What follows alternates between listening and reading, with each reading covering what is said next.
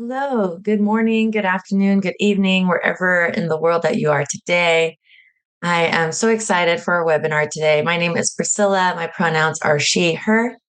I am coming to y'all from San Diego, which is let's see, I am originally from San Diego, but I'm forgetting the land acknowledgement, which I can look up in a moment.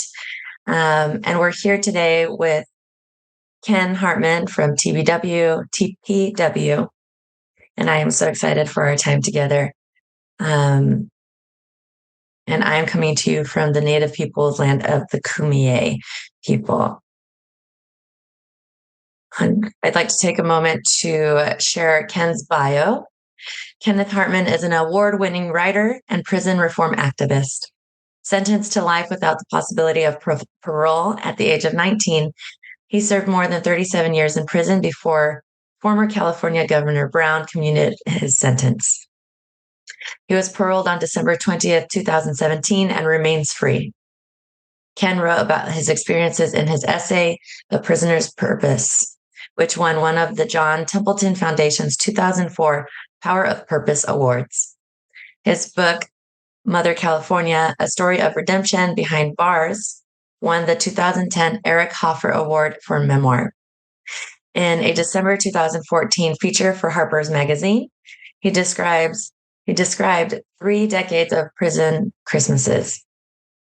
In December of 2018, he published an essay in Harper's addressing the impact of the intergenerational transmission of trauma in his family. In October 2019, he published another piece in Harper's on the experiences of paroled longtime prisoners. Ken is an internationally accredited life coach and a practicing community teaching artist, working with reentry populations, adult learners, and conducting one-on-one creative writing coaching sessions. He is deeply involved in transforming the prison system through his work as Director of Advocacy for the Transformative In-Prison Workgroup. Ken has also served as the development coordinator for several community-based organizations since his parole in 2017, helping to raise more than $7 million in crucial funding. So welcome, Ken. Thank you, Priscilla. It's nice to be here. Yeah. Anything I missed? Anything you'd like to introduce yourself with? I think that was probably more than enough. And the only thing I would add is I'm also a very proud father of a lovely 27-year-old daughter who is doing extremely well and also is working in the prison reform space. Beautiful. Thank you. All right. With that, I'd like to invite everyone into a quick centering, grounding practice before we jump in. So if you'd like to join me, I invite you to find a comfortable seat, if that is reclining in your chair or whichever surface that you're on. I notice that when I bring my intention to a centering, my eyes close. So if you are able to uncomfortable and it feels supportive, you can go ahead and close your eyes or just lower your gaze, relax your gaze. It is coming into a place of intentional stillness, allowing the surface beneath you or behind you to hold you and to support you. Maybe just notice what your breath does, not trying to force any kind of breathing, but just taking notice. I notice that once I come into this space and this intention, my breath becomes a bit longer and a bit slower. I invite you to allow your exhale to release any tension you may be feeling. I tend to hold a little tension around my face where I hold my glasses, in my shoulders, my lower back. So just allowing each exhale to release any tension or any extra energy being held in the body. And if you notice a sigh or some sound wanting to join your exhale, that's invited as well.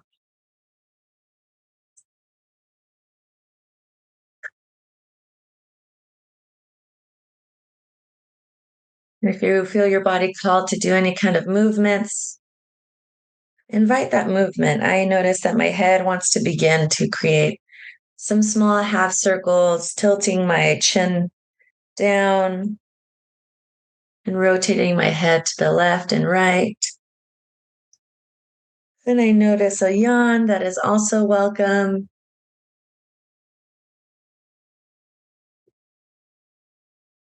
Maybe just allowing our head to create these half circles, allowing the weight of your head to guide the movement.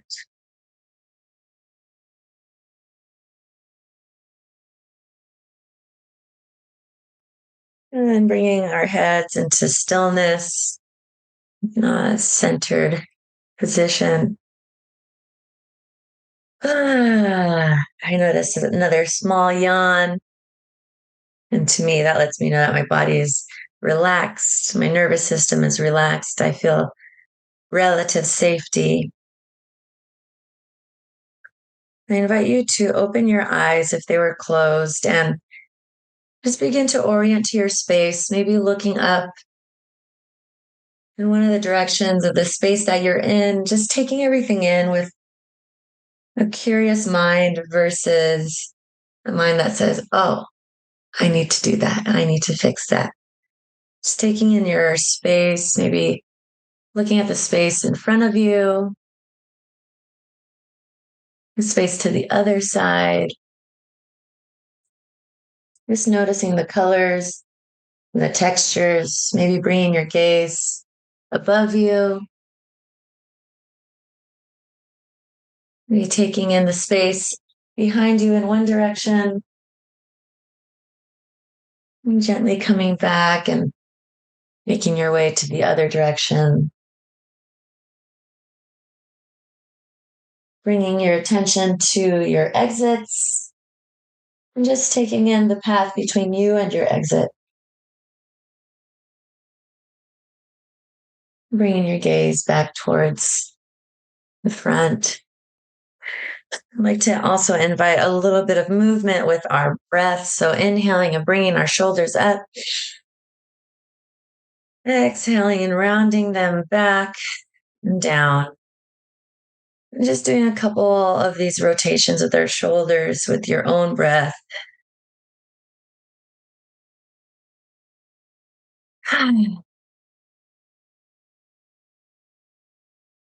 Maybe going in the opposite direction if you were joining and making circles with your shoulders.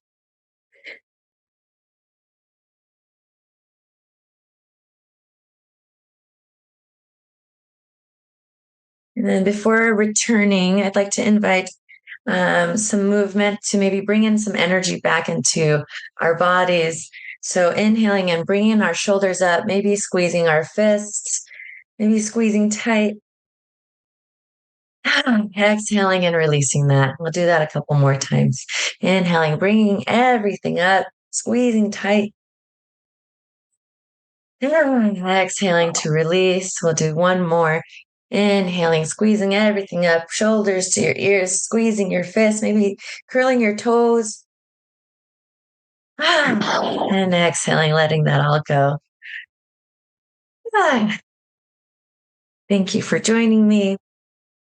I'd like to just share a little bit about the orienting practice that we did. That is something that I learned from workshops and courses with Linda Ty. Just bringing in our awareness to our space, I think, is helpful for our nervous systems and our bodies to feel that relative safety that we're in. If anything comes up, that can be perhaps a little activating. It feels like that is doing some groundwork, laying the foundation that I am in a space, relative safety.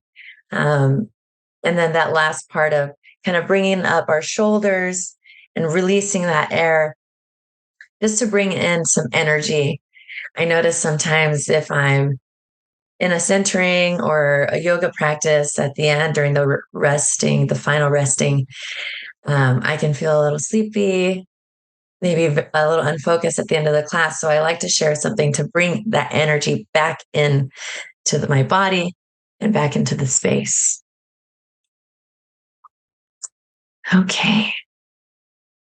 All right. So let's jump in.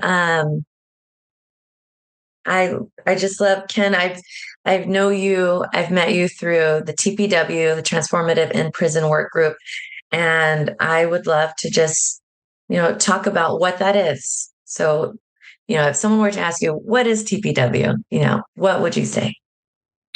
It's a much easier way to say the Transformative In-Prison Workgroup to start with, TPW. Yeah. We realize it's a long, somewhat complicated name, which I can say that in the not too distant future, we're plan on rebranding and coming with a name that we think is a little less complicated to say. So the TPW began in the middle 2010s, around 2014, I believe. 4 organizations: Inside Garden Program, Inside Prison Project, the Center for Counsel, and GRIP formed a sort of a little collective, like a think tank. They wanted to figure out how can we be able to do our work inside better. What are the things that we can do that will make our uplift our space? Maybe figure out how to get more funding in. At the time, there was almost no funding from the state for community-based organizations. And then as the years went on, it sort of grew modestly. A few more people joined. And then like in 2016, they began thinking more broadly about organizing the space. 2017, 2018 grew to about 30 members or so. In 2018, I went on the leadership team, as it was called then. And then in 2019, I became the advocacy director. And so we began sort of like a really big expansion at that point, and we are now 87 member organizations in California. I think collectively, all of our member organizations provide some kind of programming on every yard and every prison in California. And yeah, it's a dramatic improvement, and that's great efforts to many people who have worked really hard in our membership division, I guess. And and then so there was the innovative grant program came about some years ago, and then there was what's called the CARE grants. So there was probably about $3, $4, $5 million a year available to all of the organizations in California that were trying to get funded. They were very competitive grants. A lot of it kind of boiled down to who had the better grant proposal writer, which I do that on. There's another thing I do on the side. But so what we did was our first act as a advocacy team was to try to create a different funding structure. And we created what's called the RIGHT grant, which is an acronym we developed, which means Rehabilitative Investment Grants for Healing and Transformation. And I really like that acronym. I think it's pretty cool. And that the first one was $20 million, which sort of quadrupled the amount of money that was normally available. And that money was specifically for capacity building, because we knew a lot of organizations needed funding for just basic things like, upgrading their communication systems, their computers, buying various other things that an organization needs to run to be able to do the kind of work that you all do. And basically, we set it up to be non-competitive, collective grant process. So it doesn't matter how good your grant proposal writer is. It just matters, do you do prison programming? Are you a nonprofit or sponsored by a nonprofit? And have you been working in this space? And are you committing to continue to work in this space? So it just really, we try to really simplify it. We now have the second version of that is actually available right now on the California CDCR's website. You can access it there or through the California grants portal through the state government. Right Grant 2.0, which is for prison programming. And this one is $21 million. It's slightly more complicated, but not much. Still basically collective grant process. It's non-competitive. It's just about, do you qualify? And are you willing to continue? Anyone who qualified for Right Grant 1 will qualify for Right Grant 2. So if you got money from Right Grant 1, you'll be able to get money from Right Grant 2. And so we kind of have two basic arms of TPW: advocacy, which is what I do, and membership, which is what Serafine Serrano does. Basically, that's two of them. And then we have operations people. I do advocacy also with Ginny Oshiro, who is my partner in this work, and could not get it done without her. She's fabulous, and I'm deeply appreciative of all of her many, many talents and energy.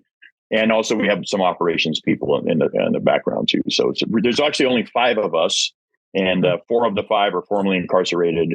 So we're a formerly incarcerated led organization, and we're very proud of that. And we hope to continue to expand and keep doing the same work. So that's basically who the TPW is.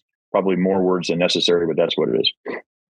Yeah, that's amazing. I remember seeing when the Wright Grant came in, I started to see a lot of these other nonprofits posting that they're hiring. And it made me so happy that this work, exactly, capacity building, this work is very important, but it's also challenging to get the funds, to find the funds, to continue the work, and to do it in the way that it needs to be done, to do it in the most supportive way that we can, Agreed, How 100%. did you get connected with TPW? Well, that's a kind of a funny story, I suppose, at some level. My friend John Grobman, who is I think he's the operations, I don't know his exact title at Pause for Life Canine Rescue, but he is fairly high level. I think Alex, whose name I can't remember right now, is the executive director. I think John might be one level down from her. He is a formerly incarcerated man like myself. We actually did time on the same facility together. We're extremely close friends. He was on the leadership team of TPW. His work commitments began to sort of overwhelm him, and he reached out and said, "Hey, Ken, would you take the seat on the leadership team? You're really involved in programs. You always have been." And I said, "Okay, sure, I'll do that for you, John." And then that's how I became involved in it. It was just basically one guy who I just want to say clearly, John is a fabulous guy and was doing a great job. He just didn't have time to put in the amount of energy that was necessary to really fulfill the full role. So, and I did have more time available, so that's why I took it. Amazing. I love that. Yeah. So, and we're still good friends, although, he got me into a job that's quite exacting, but oh my goodness. And I know that we've chatted before, because before TPW, before all this, you were pretty involved in programming, in programmings in facilities and stuff. Can you talk a little bit about your experience with that? Sure. Yeah. So I was in prison for 38 years, and I was sentenced to life without the possibility of parole. I killed a man named Thomas when I was 19 years old, which it's important for me to state that out front. I honor his memory. And my first 10 years, I was like a lot of other folks in prison, lost and stoned and, involved in all the dumb stuff in prison.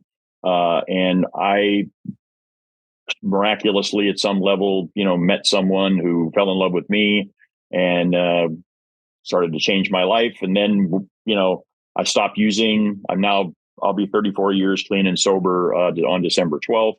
And once I stopped using, I immediately sort of realized like I had to do something different with my life. And I also, someone who read a lot and studied a lot, and I started reading about how other prison systems in the world operated. And it didn't take me long to figure out that we had a pretty terrible prison system. And then, I kind of came to the conclusion I was never going to get out of prison. That's what I thought. And I did. And most people with life without parole don't get out of prison, sadly. And I thought, well, the best thing I can do for the world is try to make the world that I live in better. So that's sort of what set me on the path of trying to make things better. Fast forward some years, I'm in this prison in Lancaster. This is 1998. At that point, I've been in prison about 18 years, I guess.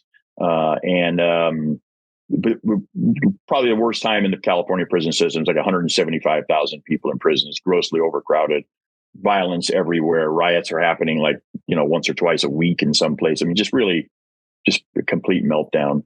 And, I started thinking, what could I do to create a space that might show that there's another way of doing time and another way that the prison systems could operate?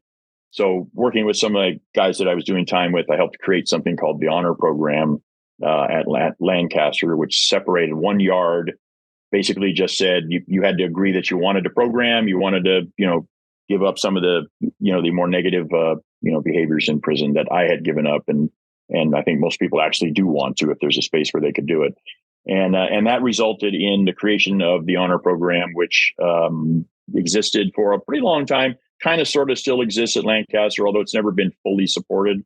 But it had remarkable outcomes, and violence dropped off dramatically, and drug use, all that stuff. And I think to boil down, why did this work? Because people often ask me, why did that work? Everybody's, well, that can't happen in California prison. This was a general population, level 4 yard. Why did it work?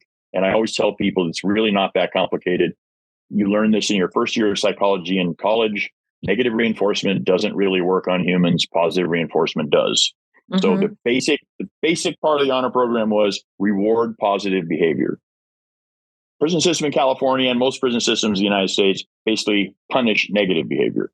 They don't reward anything. So it doesn't work. And when you beat people over the head, eventually people go, they don't even feel it anymore. So you have to hit me with something harder. And that's how you end up with this sort of downward spiral of, prisons becoming more violent, more destructive, more out of control. And we said, wait a minute, there's another way to do this. What if we try to reward positive behavior? And it really worked. Not shockingly, really, but was shocking to everybody else, apparently.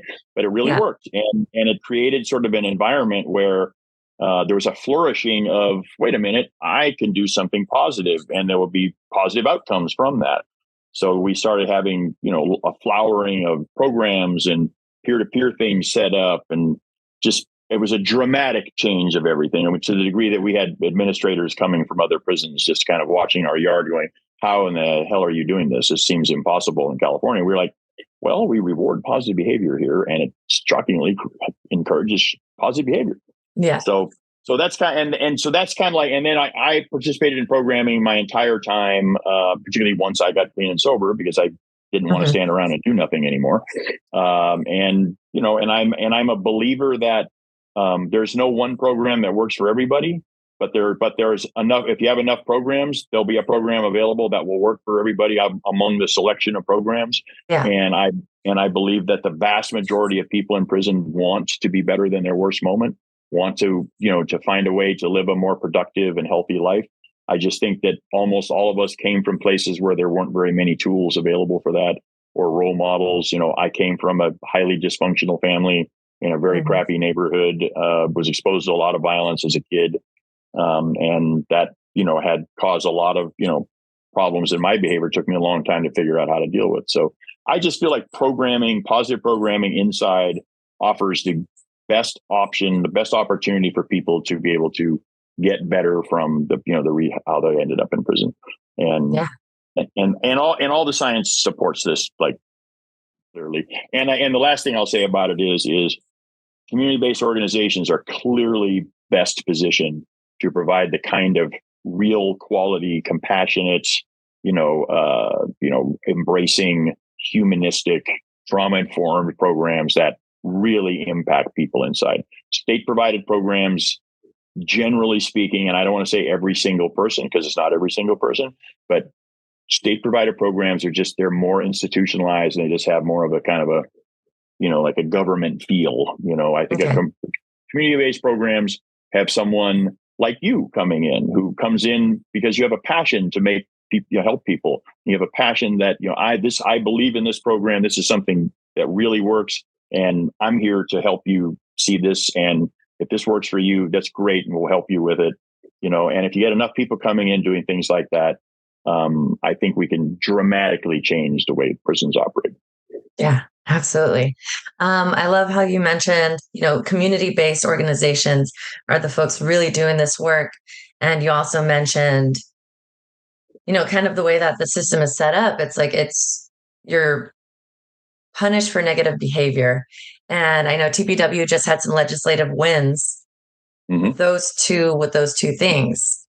If you'd like to share about that. I'm forgetting that it's AB 581 and AB 1104. Yep, I'm happy. I'm very excited to share that both of them have now been signed by the governor, and they are California laws that will come into effect January 1st. AB 581 is really a very practical bill. Basically, what its purpose is to make it easier for you and other people who want to come in and provide programming to get cleared. The clearance process is going to be made much simpler, much more efficient. It also makes it much easier for formerly incarcerated people to be cleared and to come into the prisons. It just bottom line makes it easier, makes it simpler, and and it's one of these bills that passed with unanimous consent by everyone, and nothing passes by unanimous consent by everyone in California or anywhere else in America. It feels like because we only thing we wanted to do was make this system work better. So, and everybody kind of went, well, that makes a lot of sense. Why aren't they doing that? And I also want to say that we know that there are many more things along in this path that we have to do, but this is a great first step. And I think I would love if there was a way that I could flip a switch and the prison system would vanish and we would have a radically different reality. I truly do. And I know that that is what needs to happen somewhere down the road. But for now, for the 100,000 people who are currently in our prisons in California, I want to try to make things better. And the best way to do that is to create processes that help folks, again, like you and the people on this that are listening, I'm assuming, get in and do the good work that they do. So that's 581. We're also going to be meeting with the Secretary of Corrections in the near future to work on some administrative changes that really would be difficult to get done through a bill because they're the legislature doesn't like to change like the specific rules inside of an organization, an administrative agency. So we're going to be meeting with them to try to make some more detailed changes on things. This is definitely not the end of this. This is the first step, but it's a big first step, it really is. Yeah. And then AB 1104, which is a much more profound bill, because what AB 1104 does is the language literally says the deprivation of liberty satisfies the punishment element of a prison sentence, period.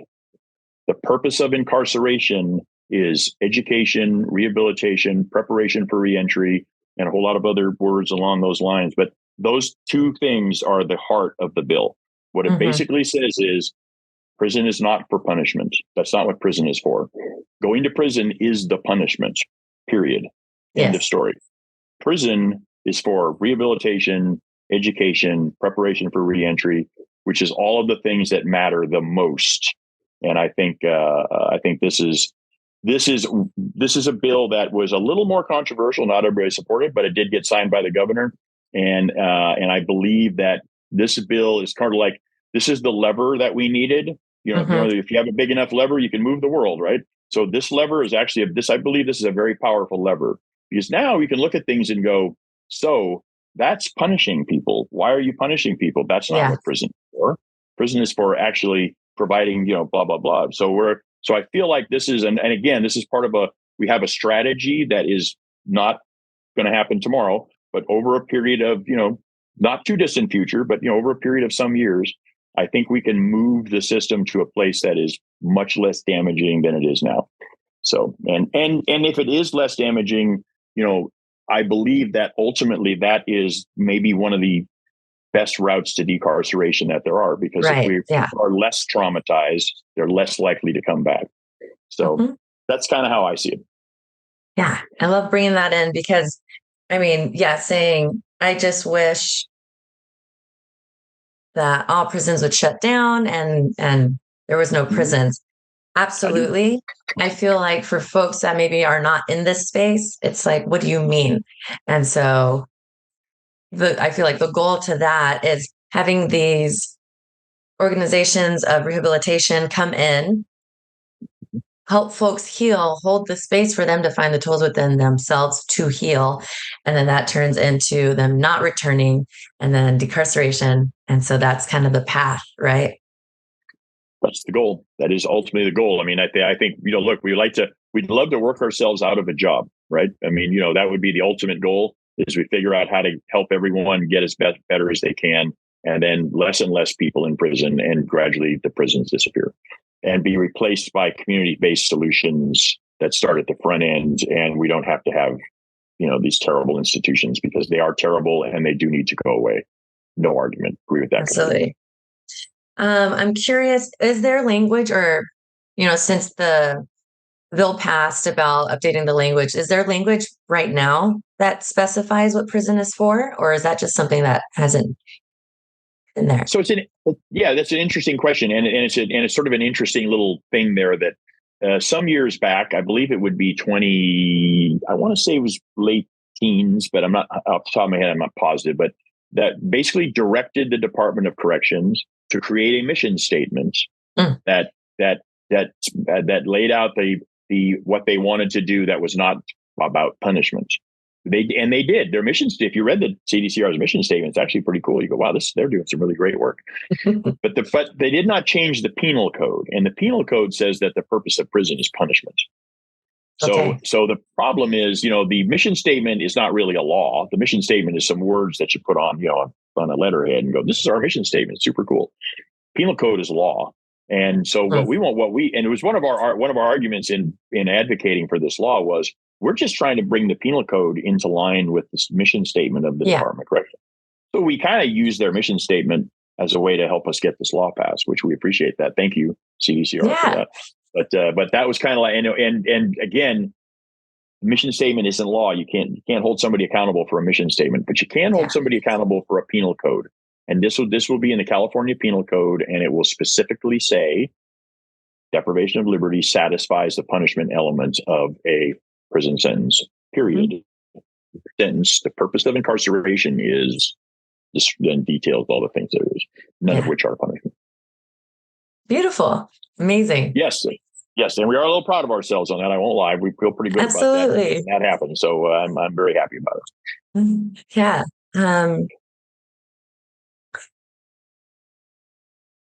It kind of makes me think of, because when we had our chat, you had said that you've gone and visited prisons in other places of the world. And so, I have. Is that kind of what brings in, bringing in the work? Do you bring that into the work, the information that you learned across the world?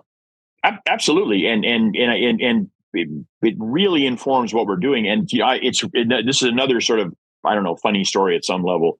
We were actually in the process of working and we actually had raised money, and we were going to be bringing people from the Norwegian prison system to California to meet directly with the governor and the leaders of the legislature. A lot of people have gone over there and looked at their prisons, but we wanted to bring them here and actually have like a sit down, face to face, And the governor, jumped ahead of us and went ahead and said, we're going to try to incorporate some of the principles of the Norwegian prison system, which, good. I'm glad. I'm not 100% in agreement with the way they're doing it at this point, but I do agree that it's a good idea.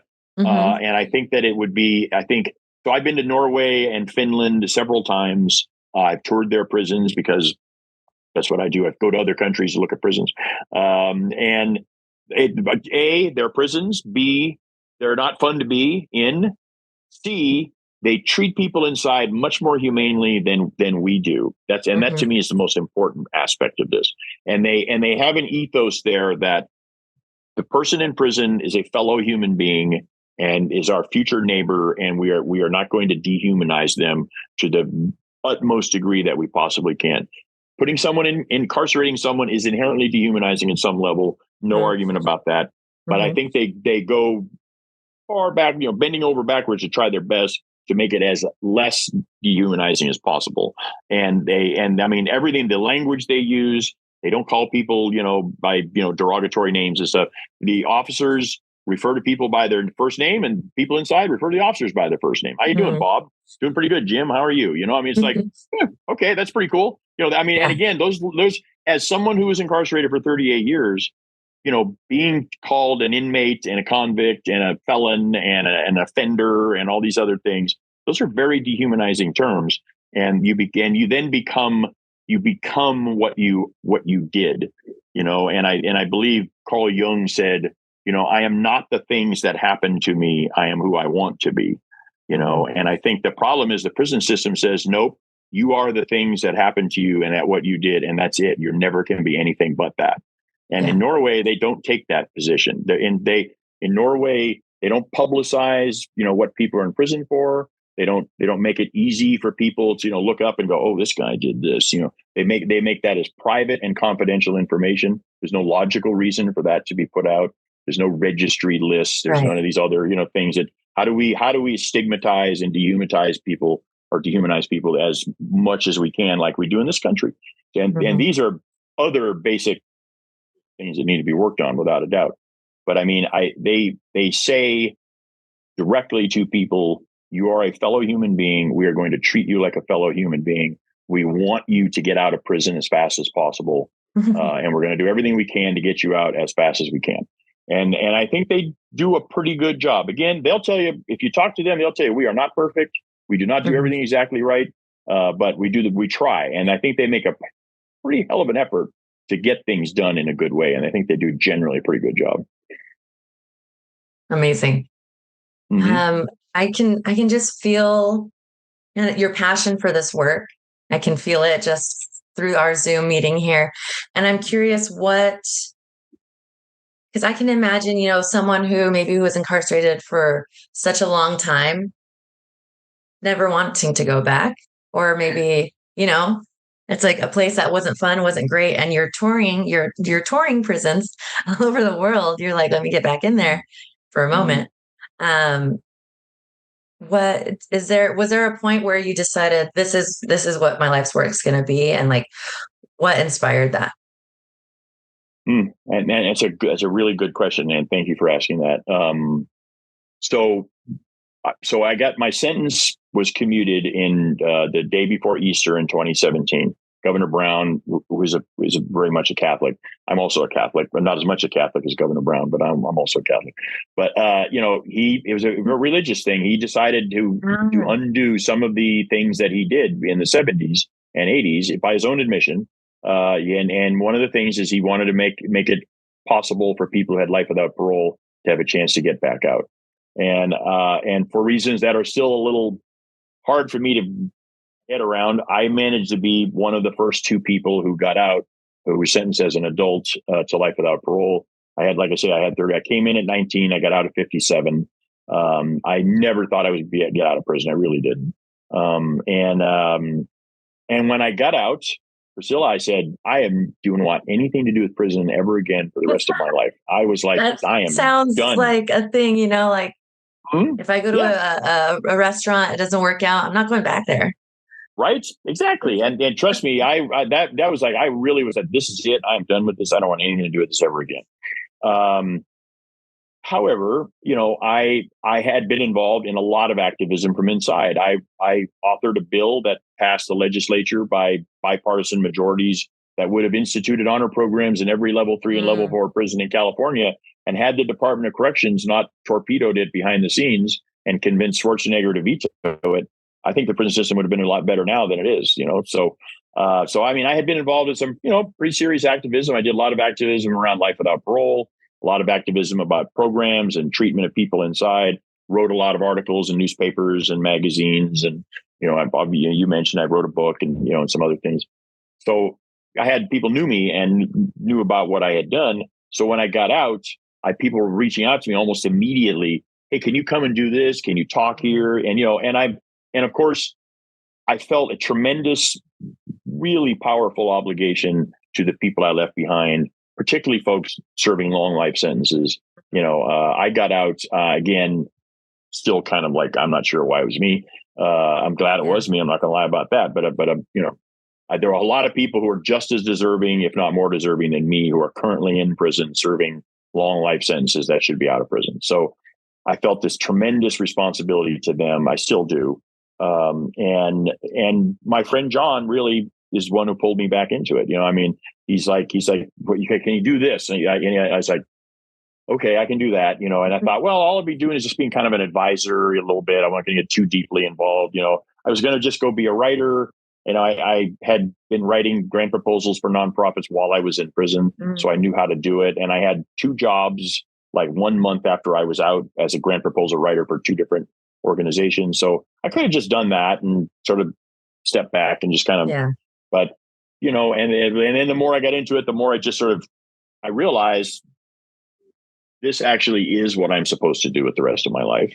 I don't like going back into prisons. I'm not going to lie. Some people seem to they enjoy the energy of it or something, and God bless them, but I don't. I find it to be sad, and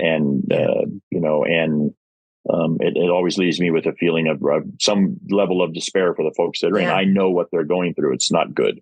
Yeah. But I feel that this is what I'm supposed to do. I'm supposed to talk about this. I'm supposed to go the places I go. I'm supposed to do the advocacy. And I'm going to do this until I retire and I'm not doing anything. And then maybe I'll go be a writer and just not do this kind of stuff. So, but that's not going to happen anytime soon, it would appear. I feel like it's, community-based organizations. I work at one, you work at one, our passion is here. And I feel like it's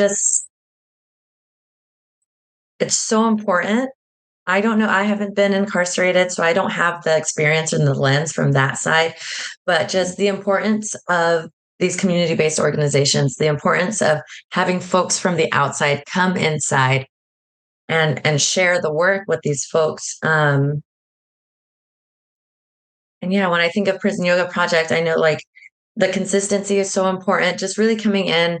And, I have relatives and close people to me who have been incarcerated, share stories about when a new person comes in and they're like, oh, this person's just like doing their yearly volunteer religious thing, but noticing when someone does consistently come in week after week, and then they're like, oh, okay, this person's actually doing the work. And just the importance of all these organizations is overwhelming. It is. And there's like two things out of what you just said that I think are really important. The first is people who come in who do not have direct incarceration experience do important, fabulous, powerful work, and are so important to what's going on because you don't get very many people coming from the community who are coming in to tell you, I care about you. I see you as a fellow human being. That is immensely important. I mean, more important than I think anyone who hasn't done time could really. I often tell program providers, like, you are going to be remembered by that person literally for the rest of their life. They are going to remember you. That class they took with you, they're going to be like, I remember Priscilla. I meant she had such a huge impact on my life. And I can say that I remember all the people I have participated in programs with. I remember all of them. And I remember how good they made me feel and how they were there to say, I see you as a human being, Ken. You're not some CDC number. You're not a crime that happened when you were 19 years old. You're more than that, So that is deeply and powerfully important. And I also think it is deeply and powerfully important to get folks who are formerly incarcerated in as well. So that, because I think people inside, it's really helpful for them to see, that there are people coming in, who have done time and who know what they're going through.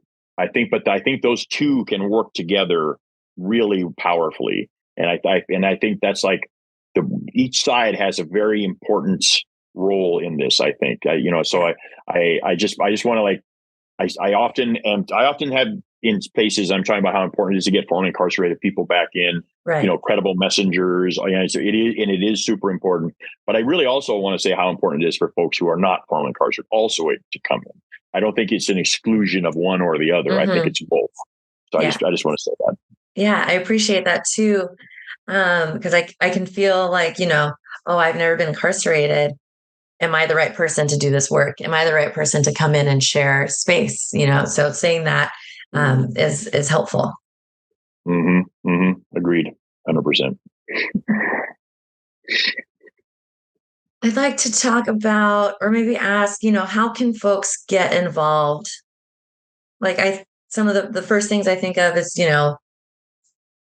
maybe donating to orgs or sharing about it on social medias, or, what are some paths that folks who maybe are not in this work already can get involved? Yeah, that's a great question too. And I think there's a whole bunch of different levels. I mean, I think, to me, fundamentally, maybe the most the most basic, simplest thing that everyone can do is to stop and think when you have that immediate reaction of, oh, that monster, oh, that terror. It's like, take a couple of deep breaths. It's like, yes, good people do bad things. Regular human beings do bad things. I'm a regular human being. I did bad things in my life. I'm not bad. I'm actually a pretty good human being at this point in my life. And I spent a lot of years working on that. And it is in all of our best interests, every human being's best interest, to try to find the best in everyone else and try to help those who have had struggles get there to be their best self. So, I mean, that's like, to me, that's like the most basic thing. It's just like, people are humans and humans do bad things sometimes, but they don't stop being human. Maybe the next level from that is like you said, I mean, donating to help organizations. If you're gonna donate funds to things, there are a whole bunch of great community-based organizations all over California and all over the country, for that matter, who are doing amazing good work and who struggle to get the funds to be able to do it. A volunteer organization is not really actually all a volunteer organization. Somebody has to have a job there to organize all those volunteers. Yeah. So, I mean, so it's like there are careers and jobs there, and there are people who need health insurance and a retirement plan and, and be able to pay for their mortgage and their kids' childcare and all the other normal things. So funds are super important. And then, if you are so motivated, reach out to organizations and say, I am really interested in whatever it might be. I'm a dog trainer. I'm a yoga practitioner. I am really into meditation. I'm an artist. I would like to help people learn how to paint. There's like so many different things that are available and possible, and people who decide I'd like to volunteer to participate in that. I think that's amazing and great. And I also just want to like throw out there, there are many religious organizations that go into prisons too. People in prison generally are actually quite religious. That is a reality. And there are many religious organizations that are always looking for volunteers to come in.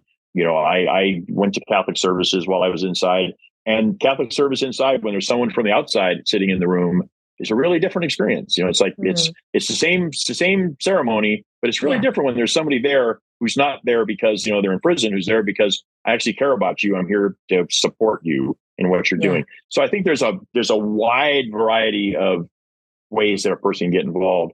But I'm sure you know this as well as anyone, Priscilla, it's not always easy. The prison system is not always welcoming to folks who want to come in and help people inside.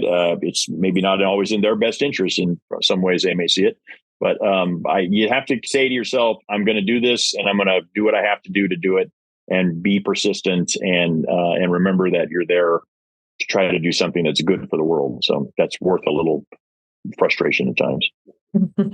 Absolutely. Yeah. I love, the first thing you brought up was just the change in ourselves, the changes in humanity. Folks in prison are so othered, or, folks who have a history, a criminal history or a record or something, they're so othered. And so it's like, it does really start with us, start there. At PYP, we're very intentional about language. So as you mentioned earlier too, there's language that is just not supportive, and it is harmful. And so that's why we are very intentional with using incarcerated individual, incarcerated person, versus all those words that you named earlier, criminal, et cetera. Because just starting there is where the change happens. Changing your mindset, changing how your body reacts. And then that can maybe get you, if it is your lane, into advocacy, into volunteering, into working in these spaces. Oh, absolutely. And thank you for reminding me, another great way of participating is, we're always looking for people who are willing to write a letter to their legislator, or to go to a meeting and talk to their local legislator and say, hey, I actually think it'd be a good idea if we had some funding for this, or this bill passes. The more people we can get on board with that, the better. And anyone who's watching this, I think TPW's information is in there somewhere, and I'm sure we'll provide it at the end. But we're always looking for people who are interested in supporting advocacy efforts, and there's a lot of different ways to do that. And I think those are also deeply important in this broader picture of how do we change this? How do we change this in a way that at the end of all of our efforts, what exists now is gone, and there is a different system in place that supports healing and supports people becoming better human beings, not dehumanizing them so they're just broken forever.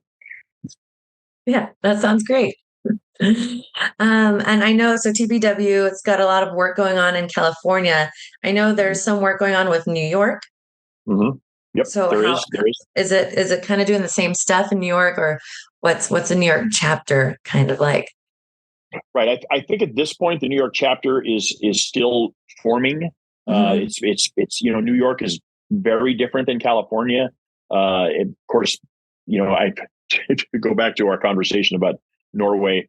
One of the criticisms I would often hear is, well, Norway is so different than California, could never work here. And my response is always like, I don't know, everywhere I went in Norway, all I saw were human beings in their prisons. So I'm pretty sure it'll probably be the same. That's all I see in California prisons too. So, but that's just how I look at it. But I mean, New York is in the process of organizing. And again, this didn't happen in California overnight. It took many, many years to get to the point we're at now. We're probably close to 10 years old now. Maybe I think next year we'll be 10 years old. And we've really only, had this sort of big success over the past couple of years.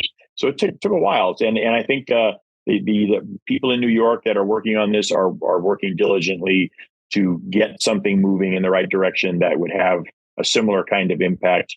And again, trying to figure out how they can put it into the context of a New York reality, which is their prison system in many ways is very different than ours. And I think that their legislature and their government is not quite as progressive as ours is at this point. So I think it's a little bit where, we kind of hit a sweet spot of our legislature is an extremely progressive legislature. And our governor is somewhat progressive. And I think he has decided he would like to see some real changes in the prison system.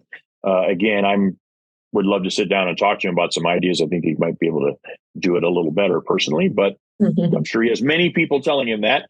But I mean, he is definitely making some big strides, and we're not sure New York's government is quite ready to do that today. But I mean, I think there's definitely good work happening in New York, and I'd be happy to connect anyone with the New York folks if there's any. I see there is at least one person on this who's from New York, so if they're happy to share they can reach out to me directly, and I'll connect them to the folks in New York.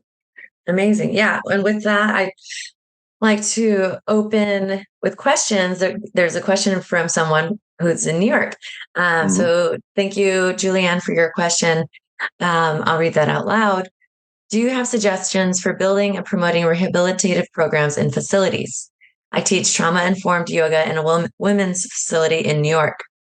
I have been challenged by a lack of focus and effort of administration and department leaders to effectively inform the population of programs that are not state mandated, especially post-COVID. The majority of participants enter because of word of mouth, and that method can be limiting. Generally, the administration is supportive, but I would be grateful for suggestions to continue to increase participation and awareness.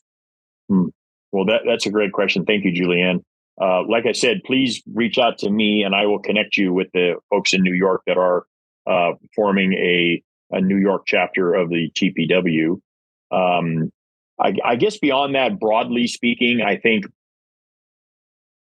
organizations that are doing this kind of work need to get together. Like that's kind of, I mean, if we look at California's evolution, it didn't start with us advocating in Sacramento for this, that, or the other thing. It started with getting organizations together. If you're going to a specific prison, I'm assuming there are probably at least a couple of other organizations that are also going in there doing whatever, and try to say like, hey, let's get together and have lunch and talk, and maybe just sort of introduce the idea of what if we try to work together a little bit to increase our ability to provide our program inside this prison and get to know each other, and how can we pool our resources and, figure out what works best, what doesn't work very well, and then see that moving on a broader into a more system-wide level of trying to get people together. Like I say, I'll connect you with someone who is doing some of that right now, trying to make that happen. But I think ultimately it's a process, and it requires organization. And originally our original employee, a staff member of TPW, was an organizer. That's what they did, was organize. And they spent several years. That's all they did, was how do we organize this space, this group of people? And really any social movement begins with organizing. So now once you get people organized somewhat, then you can say, okay, what do you all want? What would work for you? And I think that's sort of the evolution of where we did. We reached that point where we had a fairly large group of people, large number of organizations. In our case, we don't really have individual members; we have organization members. And then we were like, okay, let's get people together and say, so what would make how you do your work better? What are the kind of issues that you face? What can we do to help you with that? And that began sort of our advocacy, which mostly began at the administrative level with the department, trying to figure out how can we get this to work or that to work. And I, in my own evolution of this, it became pretty clear to me pretty quickly we really needed to go to the legislature and start working more at the higher level. The administration was not that interested in really making change. Prisons are kind of resistant to change, generally speaking. They're very conservative operations, and they generally aren't really interested in a lot of change. But, getting together, meeting each other, figuring out how you can work together, and then sort of trying to figure out how do we get more of our fellow organizations together that are doing similar kind of work in the various prisons, and then sort of maybe then convening people, getting everybody into one space, and saying, okay, what do we want to do as a collective? So I think those are sort of like the broad steps, and then sort of developing some kind of legislative and administrative approach.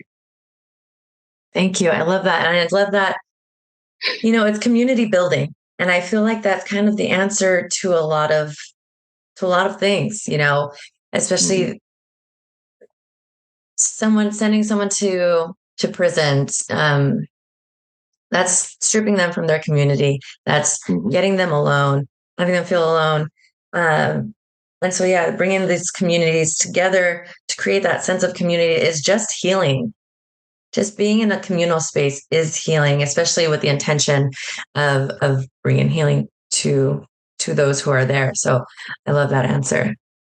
Just checking the chat. Yep. Somebody asked about if I would share my email, which I did that, and I'm happy to reach out to anybody who reaches out to me. Yep, you're welcome, Stephanie. And then I don't see any other specific questions right now, but I'm happy to answer anything that pops up while we're here. Yeah. So folks, Q&A is open. So if you have any questions, feel free to drop them in the chat or in the Q&A button. So I've been with PYP for 3 years now. And before learning about, more about organizations, I was so surprised to learn, there's a group that brings in puppies. There's a group that bring in that there's like a feeder group. And, just in case there's other folks on the call here who don't know what kind of programs are available, can you share some of the programs that you know about and what they do? Oh, sure. I mean, so I think there's, you mentioned the puppy programs. There's actually several of those programs in California. In fact, many places around the country have done this. It's sort of, it's those are one of those kind of perfect meetings of needs and desires. It's like there are many animals who don't have a home to live in.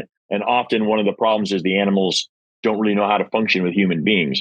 Maybe they lived in a traumatic environment like we did, and I think for us as people in prison, helping these animals, become better socialized is often a very powerfully transformative experience, because most of the time it's not the animal's fault. The animal was in a bad place and because treated poorly. And as people who, many of us came from bad places who were treated poorly too, there's a lot of, it's a very, I mean, when the program started at Lancaster, where I was at, Pause for Life Canine Rescue, you could look that up. It's a wonderful organization that does absolutely amazing work in multiple prisons in California. They like to tell a story when their sort of history that when the program started there, this sort of old hardcore, convict kind of guy, came up and hugged one of the dogs and started crying. And that was me. That was I did that. I mean, I'm not a crier generally speaking, but I mean, I grew up with dogs and I never thought I would actually dog and be able to touch a dog ever again in my life, Yeah. And it was a super powerful experience. I can feel the emotion of it right now. I mean, it was just like, I remember that like so powerfully, and so there are dog programs. That there's also, I believe there's a cat program somewhere. Do you remember, I thought I just heard about this, kittens and stuff going in. But there's those kind of things. There's art programs that sort of, work on helping people deal with their issues through art. And within art, there's everything from writing, theater programs, visual arts like painting and those kind of things, performing arts, music. So that there's like that whole space. Then there's spaces that are more kind of working on like restorative kind of things, and where people are more dealing with the traumas of their lives. I was a facilitator for a program called Houses of Healing, which is run by the Lanhart Foundation. I was a facilitator for that for several years, and they do amazing, really powerful. They call their work emotional literacy, and it's really super powerful thing. And that's one. And I did another. I was a facilitator for Alternatives to Violence program, which is another whole type of dealing with violence issues and how to live a nonviolent life. The program was actually created by incarcerated people in prison in New York State originally, I believe, and it's all over the country actually. And there's this, and that's just like a tiny, everything you can imagine being used in a rehabilitative way. There are people who have a passion for this particular thing.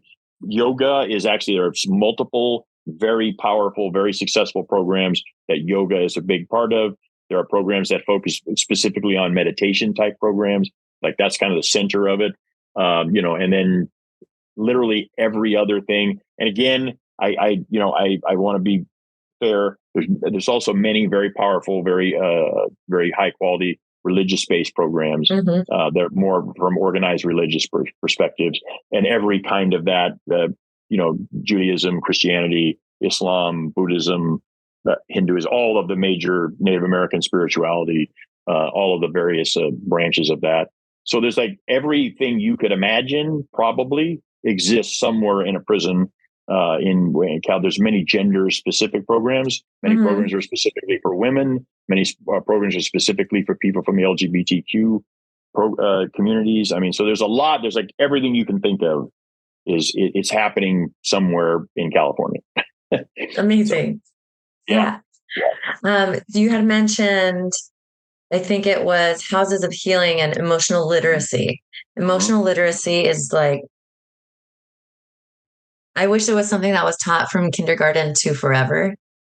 Because once I started getting more into this work before joining PYP, and then it was mostly maybe it started with my own healing. And so I started seeing a life coach, which you're a life coach, and I love life coaches. And I feel like one of the first things we worked on was words for feelings. And I didn't realize that I didn't know a lot of words for feelings, and I think there's, angry, mad, happy, joy. And that's kind of, there's just so much more to emotional literacy. And the more that I learned about it, the more settled I felt in my own body. And I'm curious, what that organization does, what does it look like to offer and share about emotional literacy? So the way the program is structured is there is a woman's name is Robin Kasarjian. She's located in Boston, Massachusetts. She has an extraordinarily powerful story, which I will not share the entirety of it because it's a big sort of a central part of her her program, but if anyone is interested, it's called Houses of Healing. It's a really, really powerful program. But the nutshell of the program is there is a very strong meditation component. There's a very strong listening to training about how to identify how you feel and why you feel how you feel and how you can impact how you feel and why you feel how you feel. There's sort of this whole broad idea of getting in touch with what you feel inside, where that's come from, and how you can manage that in a way that you could take it from being completely reactive to being more have more of a sense of who you are and why you feel this way. And you can take those feelings and move them in a way that is productive and useful and healing. And it really just, and then there's a group discussion component, which is facilitated by whoever happens to be the facilitator. Robin has a series of videos for each session of the class, which goes on for 12 weeks. And she presents her sort of her professional perspective. She's a professional therapist and has much also very powerful lived experience that relates to this. And between those two things, I mean, she just talks about so much that is so powerful. And at the end of it, I don't think anyone doesn't come out of that who really participates in the program that doesn't say to themselves, oh, that's why I feel this way. That's where that came from. And that is so powerful, because I think for a lot of folks, at least in my own life, and probably in, I imagine, most other people's lives, you know, you're mad about something and you don't have any, like, I don't know why I am. I'm just mad about that. That makes me angry. And it's like, and very rarely, I think, particularly out here, in weirdly, very rarely do people have the time or the opportunity or the inclination to go, why am I mad about that thing? Where does that come from? And then when you sort of explore that, it often comes from things that were like, had nothing to do with the thing you're angry about, but things that happened to you when you were like 5 years old, or something that happened to you when you were in elementary school, or just stuff with your mother and father, and and your siblings, and the neighborhood you lived in. And there's all these things that are completely out of your control that you had nothing to do with, and they impact your life in ways that, unless you explore them, they just have this. They're like hands that pull your string, and you don't even know why they're there. But you're like, and I can say from my own experience, there are things when I was a teenager that just got me just completely bent out of shape. And it wasn't until I was in my late 20s, early 30s, I was going like, why am I mad about that? That doesn't make any sense at all. I'm really pissed about it. And then taking the time to explore and learn, and all of a sudden you go, oh, that's it. And then when it happens again, you can kind of go like, yeah, this doesn't really have anything to do with this. Actually, this is something my mom said to me when I was 10. And this person standing in front of me that has nothing to do with why I'm really upset. Actually, So I think it's these things, and I think this is like, I have met multiple people on the outside who often will say, particularly a lot about lifers who are in for a long time and have to go to the board and all that. It's like, you guys have done more work on yourselves than most people I've ever met, and of course we had to, and it was part of our reality. But I mean, I think the more of that, the better for everyone, actually. I mean, I agree. Literacy should be taught from kindergarten through forever. No argument. Forever. Yeah. And like how you noted, someone could just be angry. They don't know why they're angry. And without that emotional literacy of being able to pause, think about it, like go back into your mind of why this might be, and to even have that pause in the first place, that the anger may be turned into something else, something harmful to someone else. And that just like paving the road to incarceration. And so I'm so glad to hear that program, Houses of Healing, that they incorporate meditation too. And I think, absolutely. That's why like the work that we do is so important, that meditation part, because it just brings in that pause that you can take a beat, take that breath. Okay, I feel this way. Notice it and name it, and then hopefully be able to work with it in that moment. And if that means going off for a walk, having some alone time until you settle back into your body, and that's great. Whatever it takes to, keep you from harming others or yourself, and just making that one decision that sends you where you don't want to be. I couldn't agree more. And I think if folks in the world had that kind of, consistent training from early on in their lives, the prisons population would like virtually disappear, because that's almost all of it is moments that of just people losing their control and being triggered by something that they're just not aware of and they're not really thinking about very well. It's like all of that is just, and and I'm speaking about myself right now. Now I'm pointing fingers at anybody else. That was my, I had these things that were boiling around inside of me that just didn't really have any sense of where it came from. All I knew, and I just didn't know how to do that. What you said, that most important step, that stop, pause, because most of the time, if you do that, the dumb stuff won't happen, because you'll go, that's really stupid, right? I mean, it's like, but if you're not taking that pause, you do those things, and then afterwards you go, wow, that was really stupid. Why did I do that? But boy, that pause is everything. I think it's that, man, if we could just teach people to do that, just that one thing, like just pause every time and go, and man, everything changes just with that breath, right? It really does. Yeah. And it's really tough to do if you first off, if you haven't been exposed to it, exposed to that pause, meditation, breath work.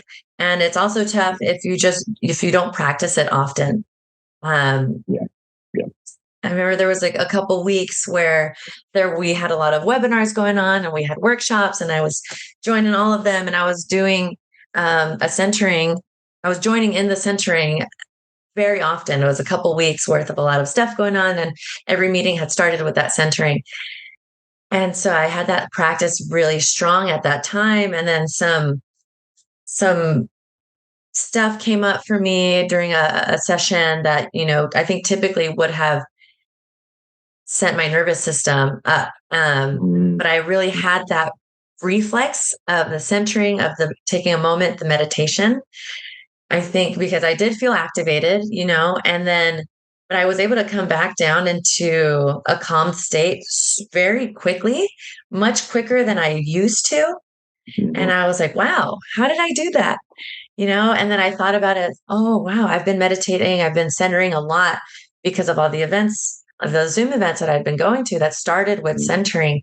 So knowing about it, being exposed to it, but also that practice, keeping that practice up, just so that it's a reflex that you don't even have to think about anymore, I really do know. And I can tell you, we have a little bit of time left, but, I started meditating really very organically. I was actually in a security housing unit, the hole we call it in prison, for a weird situation that had something to do with medical stuff and all that. But this was a long time ago. I was like 26 years old. And I had been in the hole for a couple of months, and I was really kind of losing my mind. And there was this moment where I said, I have to do something. I've got to. And I just sat down and I just started breathing, and I just sort of fell in it. I still remember it felt like I fell into this like warm honey, and I just felt enveloped in this. And it was just like, and then from that, I just was able to go, okay, calm down, get control of yourself. And I have been a meditator ever since. And I meditate. I try to meditate every day. I'm not going to lie and say I'm always do every day, because I like to think that I do, but I don't every day. But I do most days, and I definitely practice that thing of like when things start getting hectic, of just kind of stopping and taking that long, slow breath and going. And that breath, that breath is just so powerful, and that action right there has changed my life. I have so many arguments that I would have been in, so many dumb things I would have done, are just stopped by that, taking that deep breath and then saying, okay, there's a better way than this, and like you say, maybe I just have to say, you know what, I'll talk to you later, or I'm going to go by myself for a while, but it's so powerful. I think it's one of the most powerful things in the world for a human. Yeah, absolutely. And, I was just thinking about times when I've done that too, and it can be because I don't know how to use the formula in a spreadsheet. It could be something so simple. But Yes. the to-do list looks large. There's laundry, there's dishes, all these things can like feel like so built up. And then taking that moment to just breathe, allow my nervous system to settle. And, that once I'm back at that state, then I can see the to-do list in a 1, 2, 3 versus symbols that I don't understand. And it's a jumble. Right. No, and we were talking about Houses of Healing program, Robin Kasarjian. Her mantra for the entire program is be gentle on yourself. And I think we are all so hard on ourselves so much. I need to get that done right now. I got 5 things I got to get done. Got to get them all done right now. I got to be perfect at this. I can't fail at that. And boy, by the end of that, you're just like wound up into a knot.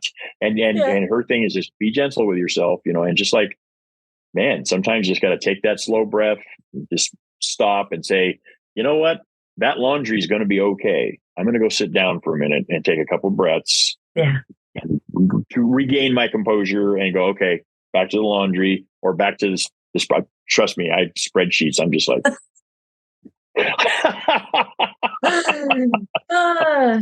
unless you can do it all. I'm kind of like, wow, that's really impressive. I don't know how you did that, but that's super impressive.